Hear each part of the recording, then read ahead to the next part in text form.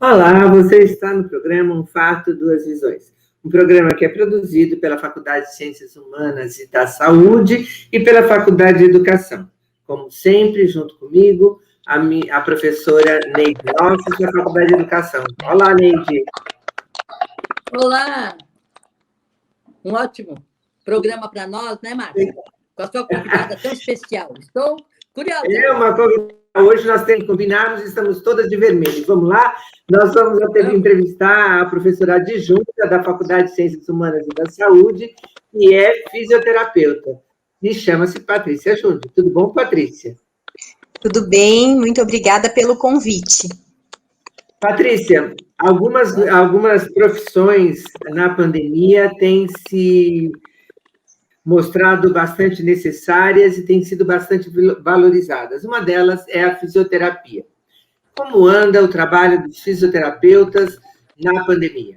Olha, eu diria que a fisioterapia teve sim, e tem tido, né, grande visibilidade durante a pandemia, porque o fisioterapeuta está trabalhando em várias frentes. Então, na assistência direta ao paciente COVID, então, a gente sabe uma das grandes repercussões do COVID é a síndrome do desconforto respiratório aguda, né? E aí o fisioterapeuta é fundamental no manejo do suporte ventilatório. O que é isso? É quando o paciente, ele precisa de ajuda para poder respirar. Que aí quando a gente ouve na televisão, né, as notícias, principalmente aí das pessoas ilustres ou em casos de pessoas conhecidas, né, do nosso próprio meio, e a gente ouve, então, que o paciente foi entubado, né? Mas antes dessa intubação, quando o paciente precisa de oxigênio para ajudar na respiração, que a gente fala que é a oxigênio-terapia, tudo isso é atuação do fisioterapeuta. Então, seria aí assistência direta ao paciente com COVID, né? Mas, fora isso, a fisioterapia está atuando em muitos setores nessa pandemia. A gente atua também nas repercussões do trabalho remoto, que tem gerado muitas queixas de dores, principalmente em cervical, porque as pessoas têm ficado muito tempo sentado na frente de dispositivos eletrônicos, então o notebook, o celular. A gente tem atuado também porque as pessoas estão se movimentando menos, e o nosso corpo foi feito para se movimentar, e aí quando a gente movimenta menos, a gente tem mais dor, então tem uma série de repercussões aí também para o sistema músculo-esquelético. E o fisioterapeuta atua também no pós-Covid, né, voltando aí à questão do Covid. Então a gente tem tido muito trabalho na pandemia. E é um dado curioso essa ideia de que quanto menos você se movimenta, mais dor você sente. A gente, em geral, pensa exatamente o contrário. E a gente poderia, talvez, começar a pensar um pouco que coisas, que atividades ou que movimentos a gente pode ter para ajudar na pandemia, do ponto de vista preventivo, e outras coisas? Então, pensando assim, no geral, na verdade, é importante isso que você está falando, Márcia, quando você diz que é um fato curioso, né? Antigamente, a gente pensava, olha, tem dor, faz repouso, né? Mas hoje a gente sabe, isso cientificamente provado, que o imobilismo, ele é muito pior. Então, você parar, ficar em repouso, é muito melhor. É muito pior, quer dizer, não melhor, é muito pior do que você se movimentar. Então, em relação a essa questão que você falou, o que a gente deve fazer são movimentos, alongamentos, exercícios, e aí que tipo? Aquilo que te traz prazer, aquilo que você gosta, né? Então, tem pessoas, por exemplo, agora a gente está numa fase mais restritiva novamente, as academias estão fechadas, mas tem pessoas que não gostam, às vezes, de um ambiente, por exemplo, de musculação. Então, não vai trazer prazer para ela, e isso vai até atrapalhar o quanto ela vai aderir a essa atividade física se ela tiver que todo dia ir fazer algo do qual ela não gosta. Então, a gente tem tantas opções, a gente pode fazer dança, natação, né, todas as atividades dentro da água, pode fazer quem gosta, musculação, pode fazer yoga, pode fazer aula só de alongamento, exercício funcional. Então, existem diversas opções de exercícios que a gente pode fazer, que nos dê prazer e que nos traga uma satisfação e que vai fazer bem para o sistema músculo-esquelético propriamente dito. Patrícia, assim, essas sugestões que você deu são de já locais mais especializados, né? Alguma situação, logicamente, mais organizada, mais especialista.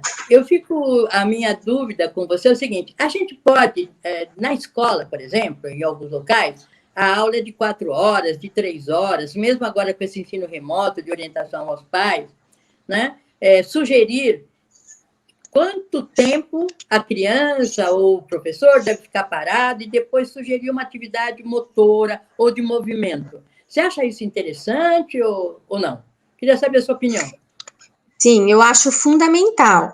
Em termos aí físicos, e aí eu vou falar mais dessa questão física, porque eu sei que dentro da área aí da educação existe uma série de questões em relação, principalmente à criança, o quanto tempo eles conseguem manter a atenção, né? Sim. Eu leio algumas coisas a respeito, mas não é a minha expertise falar então, relacionado com essa questão. Mas em termos físicos, a gente diz a cada 1 hora, estourando 1h30, a gente tem que mudar, sim, de atividade, mudar de posição. Então, seria interessante que nós levantássemos da posição sentada, pensando aí nesse ensino remoto ou no trabalho remoto, e que nós pudéssemos, então, andar, alongar, fazer alguma movimentação.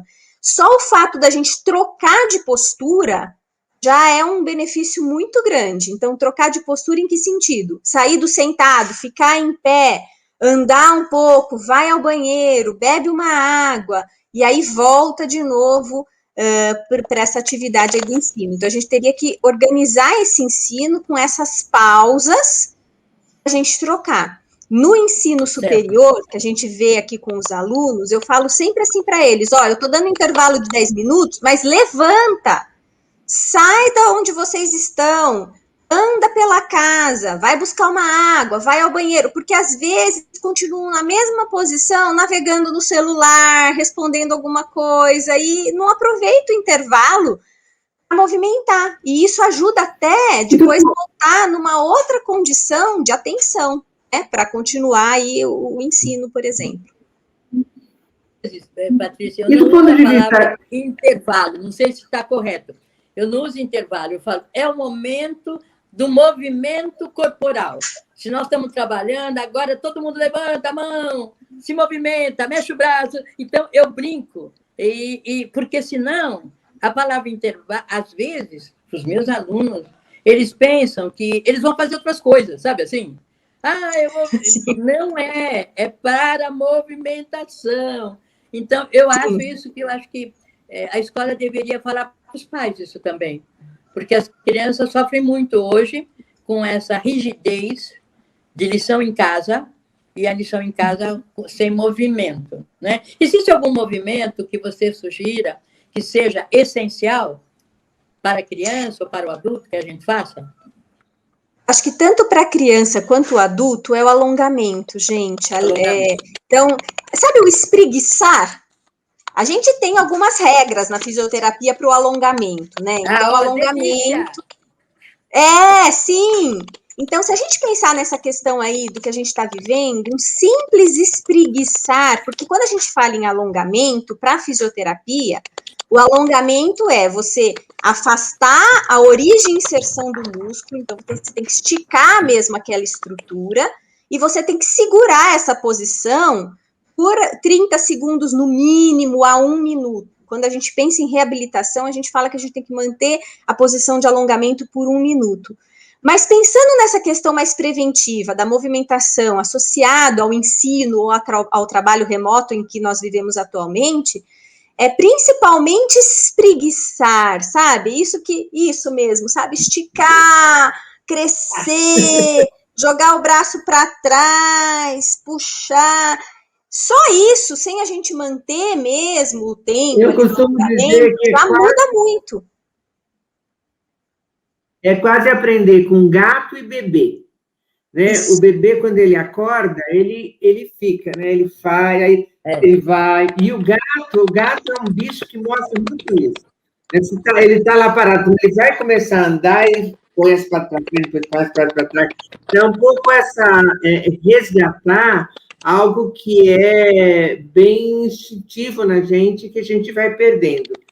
Eu confesso para você que eu tenho bronquite, e uma das coisas que me dá mais pavor na Covid é o sintoma, né? Porque, assim, é horrível não conseguir respirar, né? Quem tem bronquite, quem tem asma, já teve.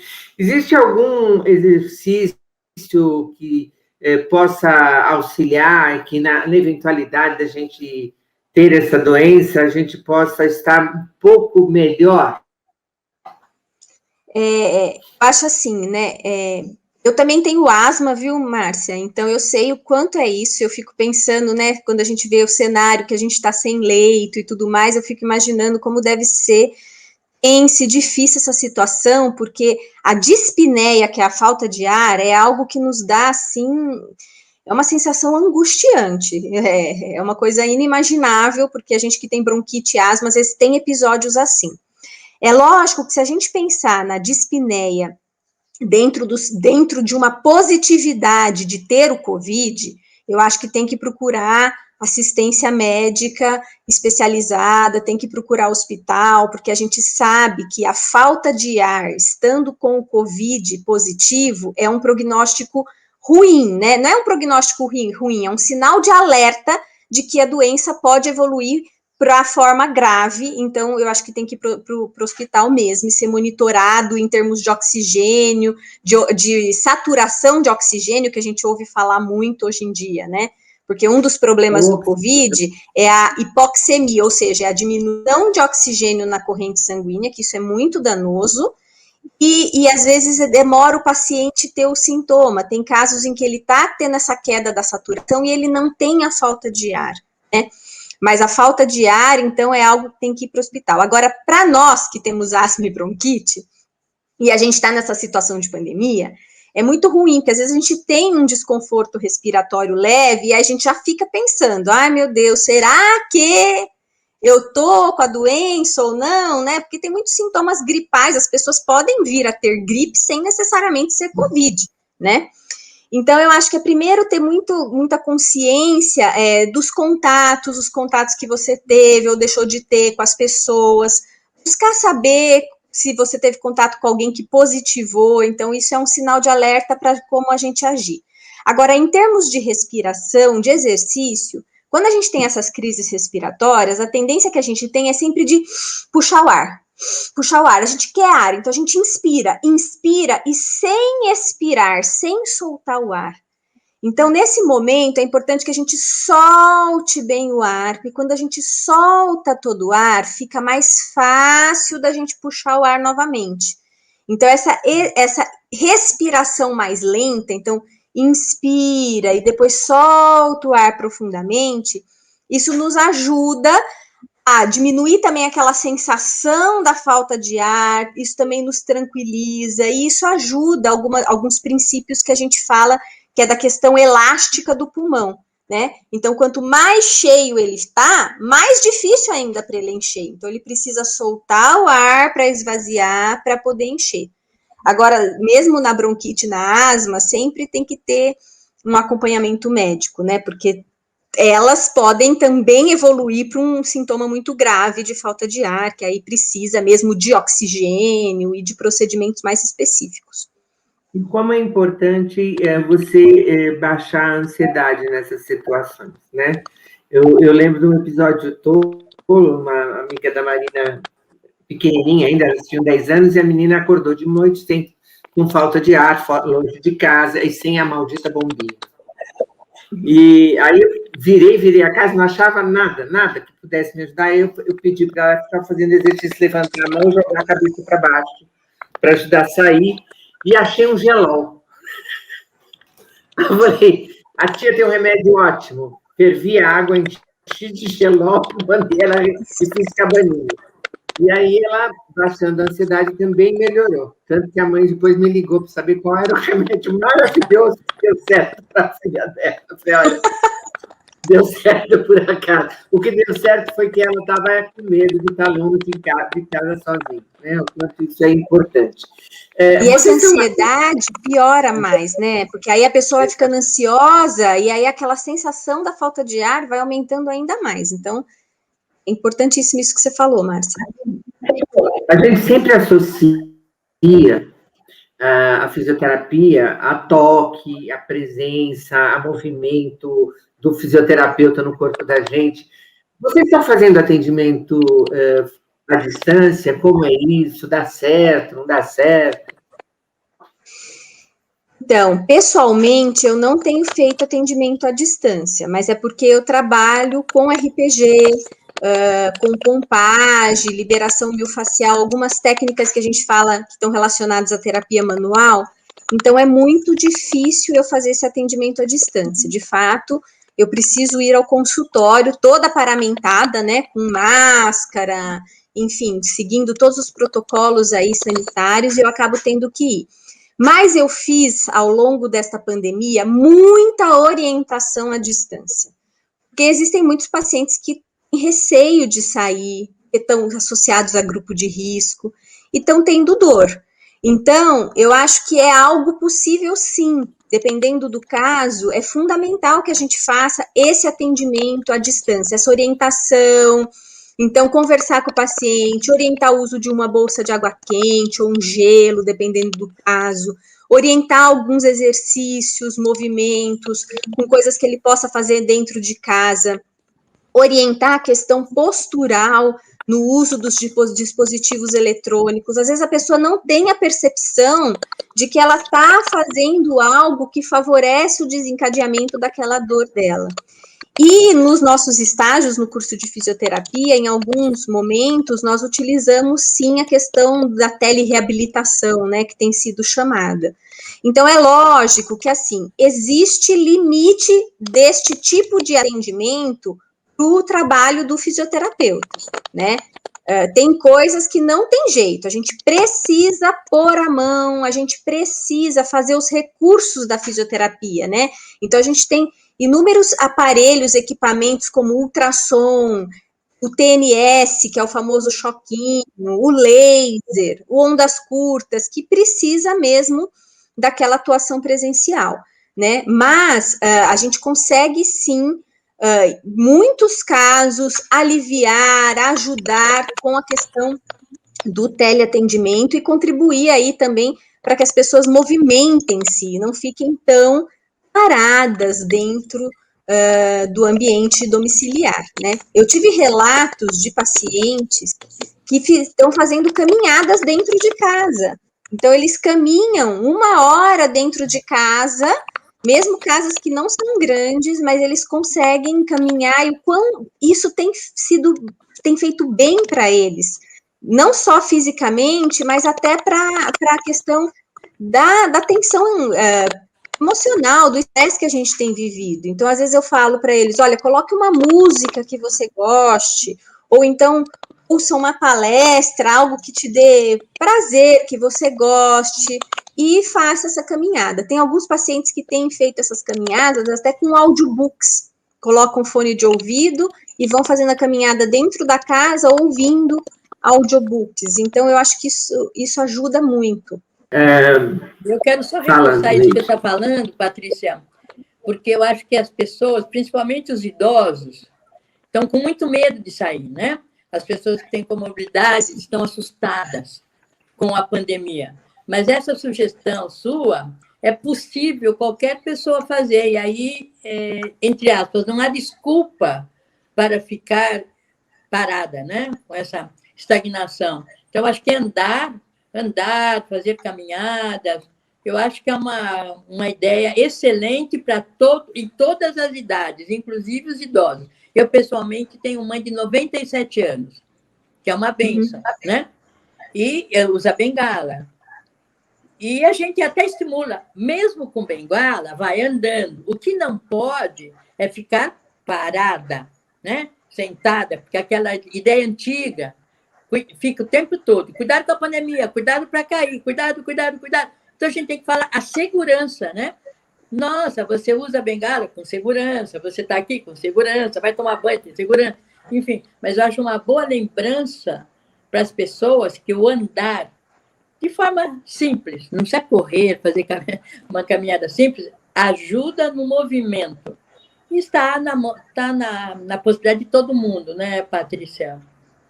A gente pode fazer coisas simples também em casa. Nós podemos levantar e sentar de uma cadeira várias vezes, como uma forma de exercício.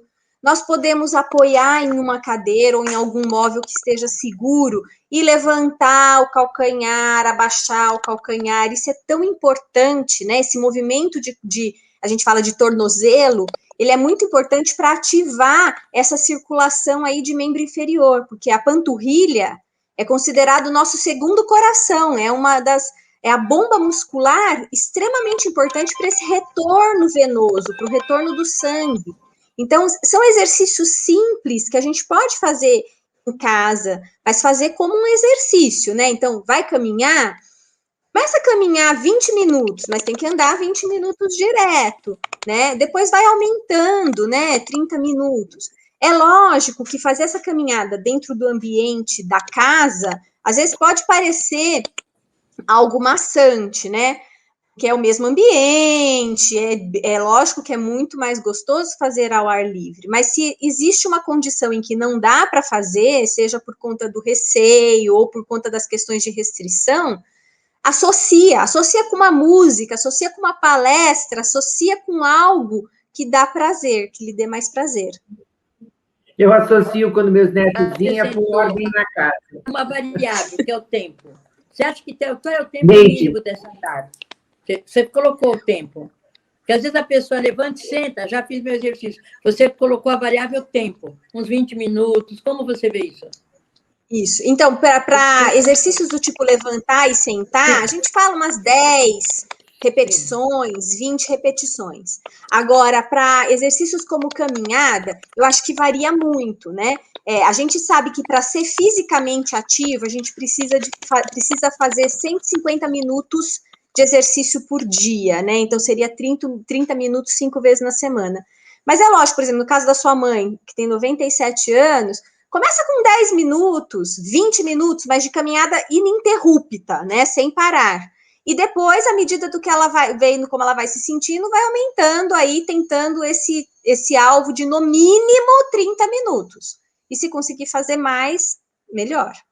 Você fez uma avaliação importante que eu acho que não é necessariamente a ginástica para ficar magra, para ter barriga tanquinho, mas é você sentir o seu corpo em movimento, né? E é importante também essa consciência do movimento, porque acho que às vezes as pessoas vão andando ou isso não faz diferença. Eu acho que é importante, sim, essa consciência, sabe? Em termos de reabilitação, quando a gente vai fazer o exercício com o paciente, a gente sempre pede para o paciente estar prestando atenção no movimento, porque precisa sentir aquela musculatura trabalhando, entender a orientação do movimento da articulação, que ela tem um eixo correto para acontecer. Então, nós fisioterapeutas usamos muito do toque para isso, né? Então, essa consciência do movimento, ela é importante, sim.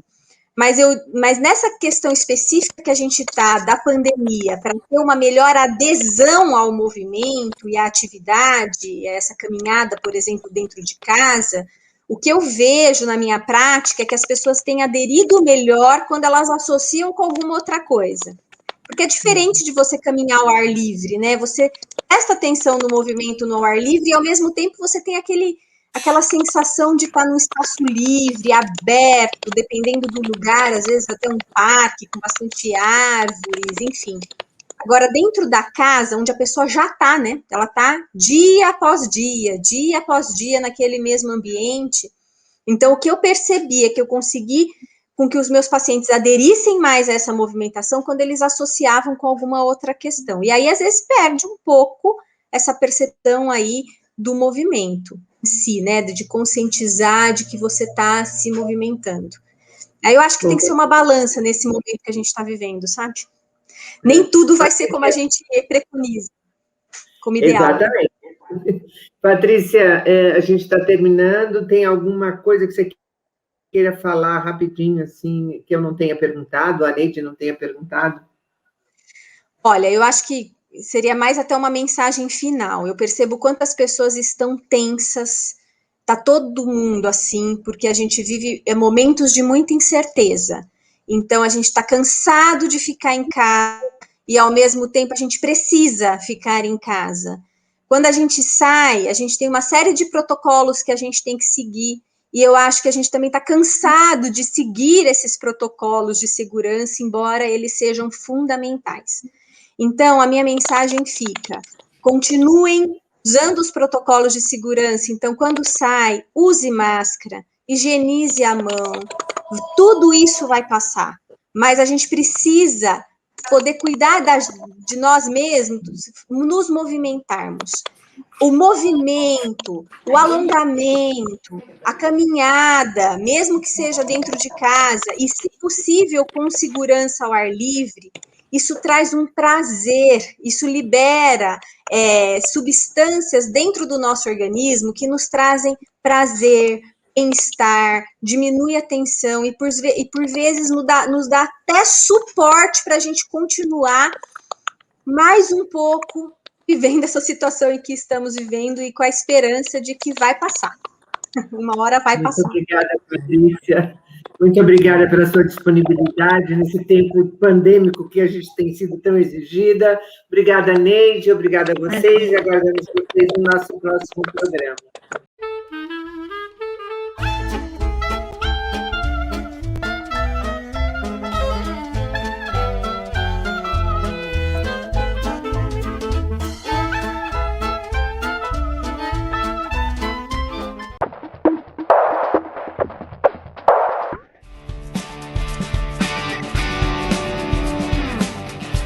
Meu nome é Luara, atuo na área de design gráfico e ilustração e estou cursando o 3º semestre do mestrado. Eu escolhi o programa de Literatura e Crítica Literária da PUC São Paulo, pois sempre me senti muito acolhida pelo programa, e meu projeto, além de ter sido incentivado desde o início, cresceu muito através do diálogo com as professoras e os outros alunos, o que é uma marca registrada do programa.